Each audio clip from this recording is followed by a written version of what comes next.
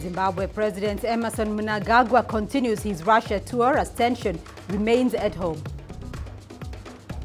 The International Criminal Court to rule on whether to release former Cote d'Ivoire President Laurent Gbagbo. And UK's Parliament to vote on Theresa May's Brexit deal. Hello and welcome to Africa Live on CGTN with me, Beatrice Marshall, in Nairobi. Also coming up on the program. In business news, Goldman Sachs warns the Eskom wars could have a crippling effect on the South African economy. And in your sport, more people turn to professional table soccer as the sport grows in popularity. We begin in Zimbabwe, where President Emmerson Mnangagwa is in Russia, where he is expected to meet President Vladimir Putin on Tuesday. This as protests in his home country turned deadly on Monday, with several people killed and about 200 arrested. They were protesting a more than double increase in the price of fuel on Sunday. Moscow's correspondent Lucy Taylor is following President Mnangagwa's tour in Russia with this report. His message is that Zimbabwe is now open for business, and he's here to drum up investment. President Mnangagwa once helped to kickstart Zimbabwe's economy after years of isolation and sanctions.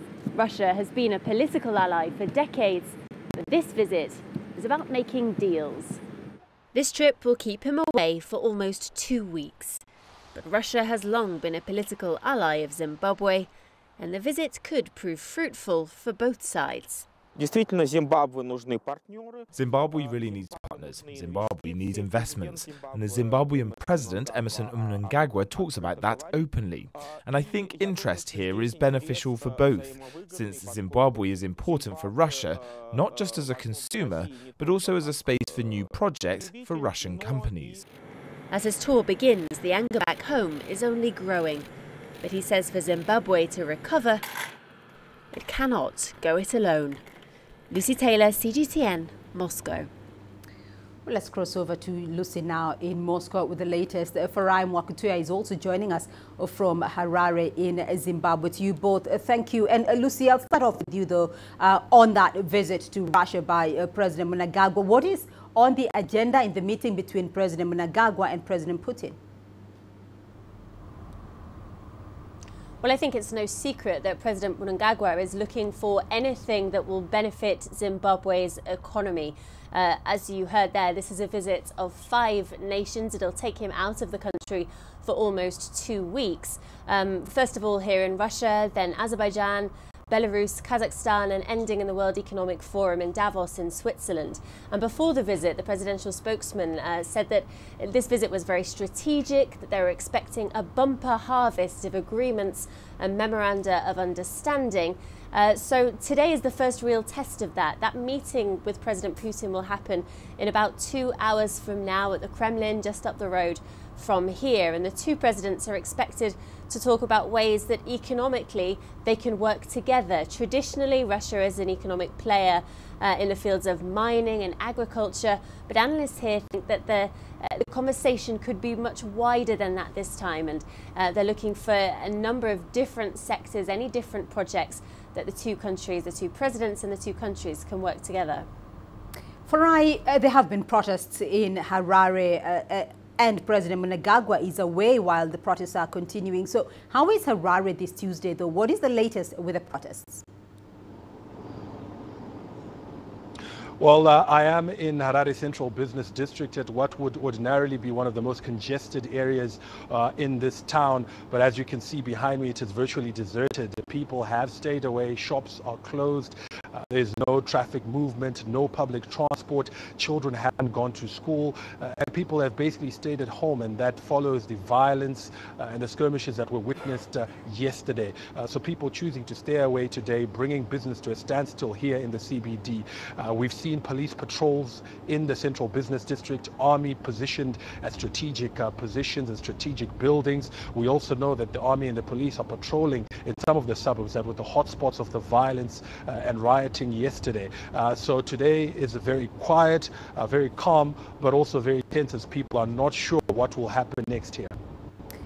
Lucy, has there been any statement from the Zimbabwean president about the ongoing situation at home, though? Has he issued a statement in Russia? We haven't heard him address that situation since he's been in Russia, no, and I think what this does is put a lot more pressure on him to really come up with goods, to have something to announce at the end of this trip, because the timing has seemed pretty difficult for him to leave the country straight after announcing that very steep price hike in fuel prices for almost 2 weeks. I think it puts the pressure on him. What we have heard from him today, though, is a new interview with the state news agency here, RIA Novosti, in which he talks about a number of the different issues he's hoping for from this visit. He talks about possible cooperation in the fields of energy, not just potentially developing oil and gas fields on the border with Mozambique. He said that Russian companies would be invited to develop projects there, but also things like hydropower and solar army, a long-standing partnership that has been happening since the days of the liberation struggle and the Soviet Union. But he said that at the moment there is no financial power in Zimbabwe to be buying weapons or buying anything from Russia in the military sphere, but that Zimbabwe would be looking to Russia to develop the economy, to improve the economy, in order that then in the future Zimbabwe might be able to work more closely with Russia in areas of military and other spheres. And Farai, you have mentioned that many people are staying away from Harare today and shops are closed. But the Zimbabwe Congress of Trade Unions has also called for continued strikes over the next 3 days. Is this likely to hold? Well, I think given the violence that took place and the fact that people are uncertain, are not sure what will happen, people will want to make sure that they're out of harm's way and put safety first. So what we are likely to see is perhaps people staying away again over the next few days. Certainly some companies, certainly schools have said that they will remain closed up to Wednesday. This, mass stay away, this shutdown Zimbabwe that was called by the Congress of Trade Unions was from the 14th to the 16th, Monday to Wednesday. And so I'm sure many people, just to be sure that they're safe, will stay away and not come to work until that day, and thereafter see if it's safe for them to come back. And just give us a bit more background on the social situation there, Farai, because we do understand that digital channels like WhatsApp, Facebook and Twitter have been shut down. Is this a correct assessment of the situation? Is this true? Well, certainly from earlier this morning, about 2-3 hours ago, there has been difficulty accessing Facebook, WhatsApp and Twitter. People have been resorting to virtual private networks to access those services. So indeed, those channels, those platforms aren't working for many Zimbabweans who are saying that that they can't communicate using those. WhatsApp, Facebook and Twitter are indeed down here. All right, Farai Mwaktuye for us in Harare and Lucy Taylor in Russia, in Moscow. To you both, thank you. Now, earlier on Monday, protesters burnt vehicles, blocked roads and looted shops in Zimbabwe as protests over a fuel price increase turned violent. Labor unions and the opposition called for a shutdown Zimbabwe protest in the wake of a 140% increase in the price of fuel. Public transport was paralyzed and private vehicles were blocked by burning tires and other barricades in some Harare high-density suburbs as protesters vented their anger over the fuel price increase. Heavily deployed police used live ammunition and tear gas to control the crowds. By midday, things had ground to a halt in the central business district. Because of the unrest, most businesses have closed prematurely, sending their workers home ahead of time. And because there isn't any public transport, for many of them, it's a long walk. Zimbabweans fear the price increase will worsen their already desperate plight. We are already bracing for increases because of everything else, because we know that fuel controls the prices of everything else. So it's inevitable. In recent weeks, doctors, teachers and nurses have been pressing to be paid their salaries in US dollars to beat the erosion of their incomes by the rising cost of living. Last week, workers rejected a 10% increment offer. Government says it can't afford to pay salaries in US dollars and has called for calm as it tries to address the economic crisis. I'm sure government has agreed that they will increase the salary by 10%. But obviously the salary increase cannot be at the same rate as prices are going up in shops. If we then increase salaries, at the same rate as the increase in fuel, it means that that is unsustainable and we will not be able to get the money to pay the civil servants. It's also condemned the damage of property and looting during the demonstrations and has encouraged protesters to return to the negotiating table. We know that people have a right to express dissent, to show their grievances, but that must be done within the confines of the law. Under pressure, Zimbabwean President Emmerson Mnangagwa left the country early on Monday on a five-nation tour, which he hopes will generate much-needed financial support to shore up the distressed economy. CGTN, Harare, Zimbabwe. Gabon's President Ali Bongo Ondimba is headed home from Morocco, where he was taking medical leave. The president suffered a stroke in October 2018 while on a visit to Saudi Arabia. President Bongo is expected to arrive in the Gabonese capital Libreville this Tuesday. He will then preside over a swearing-in ceremony of the new government that was announced in his absence. His return comes days after a failed coup attempt by rebel military soldiers. In the Democratic Republic of Congo, the Constitutional Court is expected to begin hearing an appeal against a presidential election results that gave victory to Felix Tshisekedi. Tshisekedi was credited with 38.57% of the vote against his contender Martin Fayulu, who garnered 34.8%. Fayulu, however, claims he garnered 61% of the ballot and wants the court to order that the votes be recounted. The Southern African Development Community Bloc has backed Fayulu's petition, calling for the formation of a unity government in the country. The Catholic Church in the country has also dismissed the official outcome as not reflecting the true result. The court has a week to study the request before giving its ruling, and the new president is scheduled to be sworn in on January the 22nd. La Cour peut annuler. The court may annul in whole or in part. The court may also approve. In basing its firm conviction on the allegations presented, on the basis of the evidence supporting these allegations, the court may have doubts. And from there, it can take exceptional measures. That includes the recount of votes.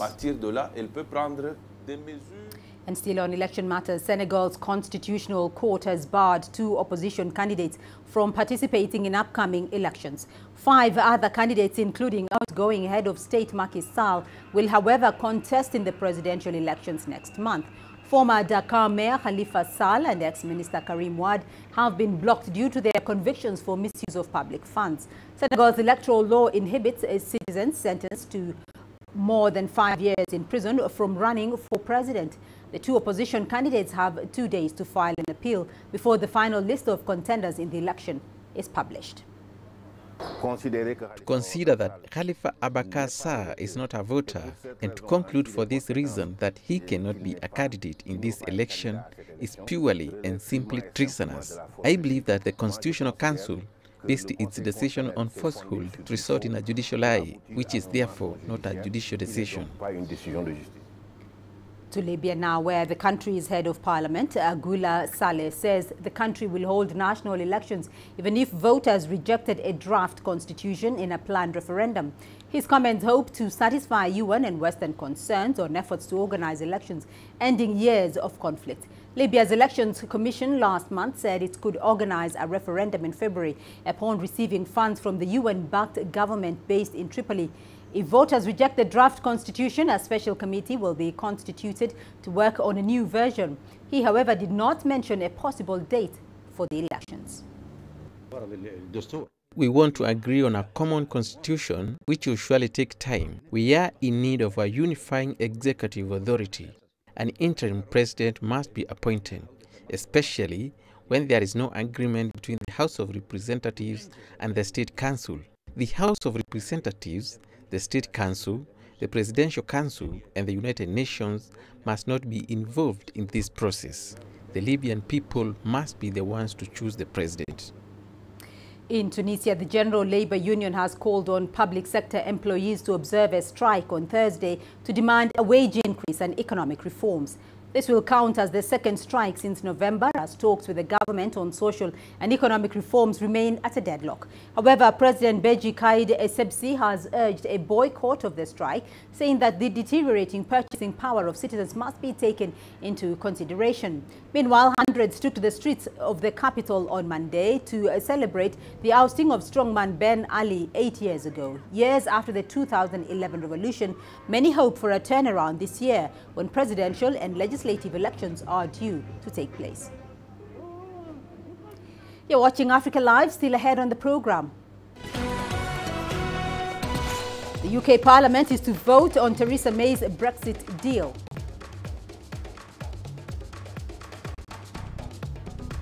And South Africa's President Cyril Ramaphosa holds bilateral talks with Mozambican counterpart in Maputo.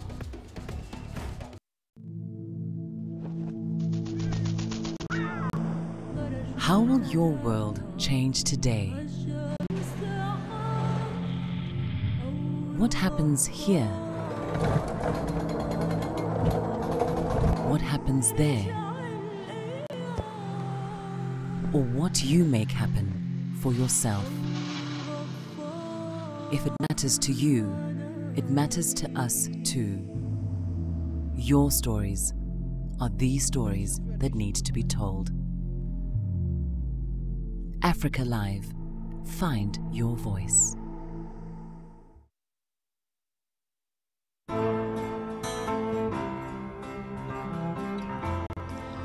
My home country lies at the foot of Africa, the southernmost tip of our beautiful continent and the unique point at which two great oceans meet. Now on a clear day in Cape Town, you can just make out Robben Island, the place where Nelson Mandela was jailed for so long.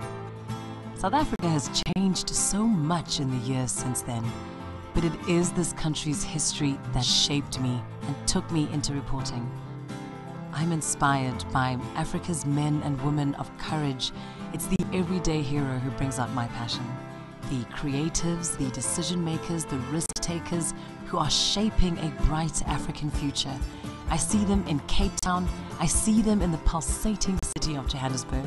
I see them across the continent, and I know our time has come. CGTN is a platform where African voices can speak for themselves and take their stories to the world. My name is Lindy Mtongana, and I'm a news anchor and reporter for CGTN.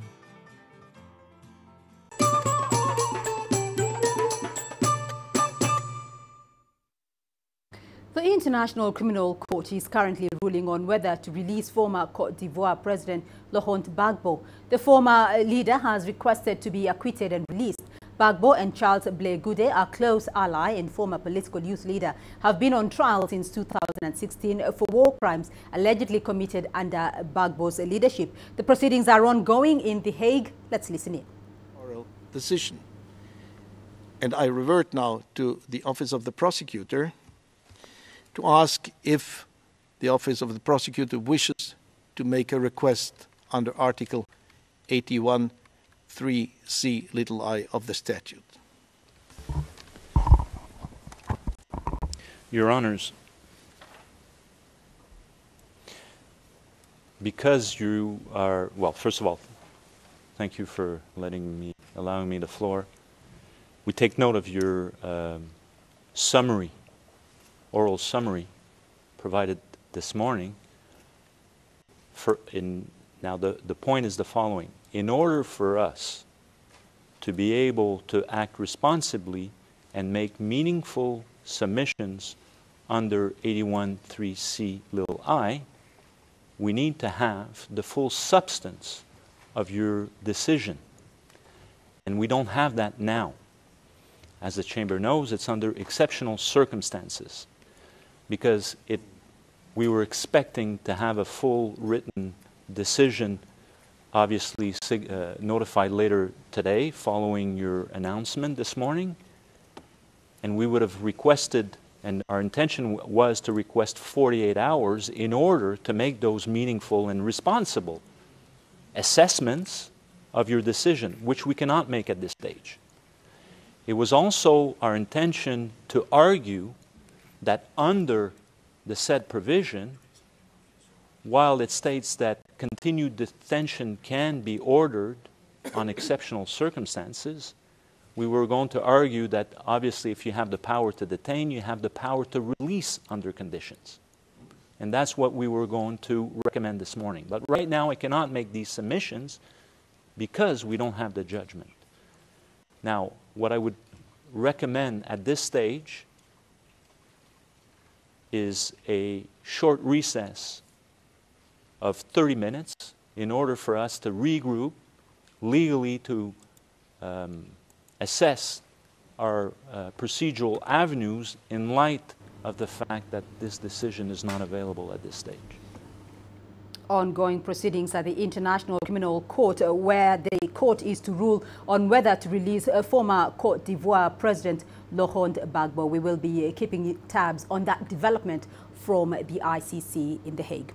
Now, it is decision day in the United Kingdom, the days Parliament finally decides whether to accept the Prime Minister's Brexit deal. If the plan goes through, the country begins the final push for its historic divorce from the European Union.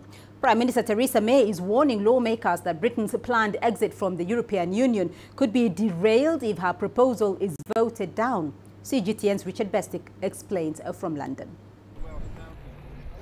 Outside the British Parliament, nearly everyone wants a say on Brexit. Stop Brexit! Trouble is, hardly anyone shares the same opinion, and members of Parliament are no different.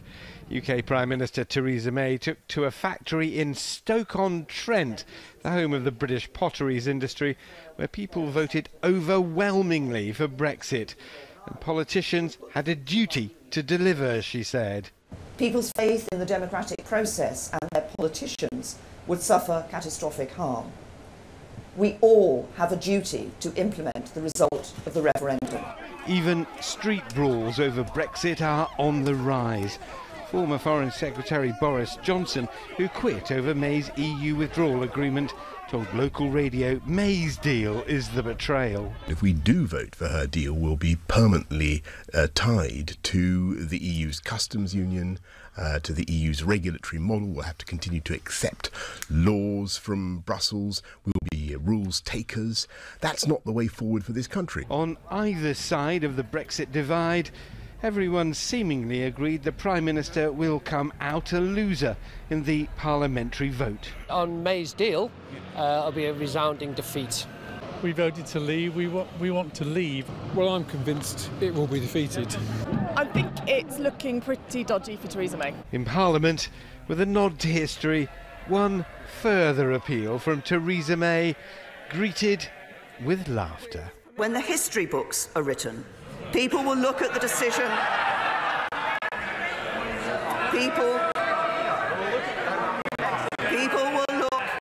People will look at the decision of this House tomorrow and ask, did we deliver on the country's vote to leave the European Union? May's dilemma is that from a yes or no, in or out referendum, there are now as many versions of Brexit as there are members of Parliament. And as she's lost control of her party and her parliament, it's very difficult to say where this adventure is going and ultimately where it'll end up. Richard Bestick, CGTN, London. Let's cross over to London. CGTN's Oli Barrett is joining us now with the developments from Britain. Oli, so what is the mood like in London? Do you see support for Theresa May's deal increasing? Well, I think really here at Westminster, the mood is one of finally MPs getting the chance to have their say on Theresa May's Brexit deal. There isn't a huge sense that over the last few days she's been able to change many minds when it comes to MPs, and that's why we still expect that Theresa May will face a defeat in the House of Commons later on. She will have one more chance to close the Brexit debate. She will get on her feet in the House of Commons another time and plead with lawmakers here to back her deal, but she will know that when it comes to that vote later on here in London, she is very likely to lose, and she may well lose very heavily. Well, Oli, Theresa May has 3 days to present a Plan B to Parliament if that is required. What do you think she has up her sleeve? Well, of course, some of that will be potentially taken out of her hands. The opposition Labour Party, we expect to table a vote of no confidence in the government. They could do that soon after the vote later in London this evening, and that vote could take place as soon as Wednesday, with a view to bringing down the government, a new UK general election, and with the ambition clearly of getting the opposition Labour Party into power so it can pursue a different type of Brexit from that which Theresa May has been trying to get agreed here in London. If she can stay as leader of the Conservatives though, and Prime Minister too, she will likely come back to the House of Commons in the coming days and present a plan B of sorts. Now, depending on a slight compromise with some of the other MPs in Parliament from other parties, perhaps moving towards a softer type of Brexit, one that can get through this House of Commons.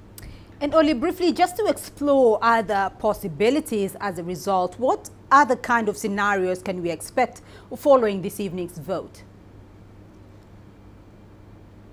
There are all sorts of scenarios which lead in all sorts of different directions. It's incredibly difficult to predict where all of this ends up. It is very possible indeed we could have a new UK general election, therefore Cyril Ramaphosa has held bilateral talks with his counterpart Filipe Nyusi during a working visit to the country. The visit was aimed at reinforcing bilateral political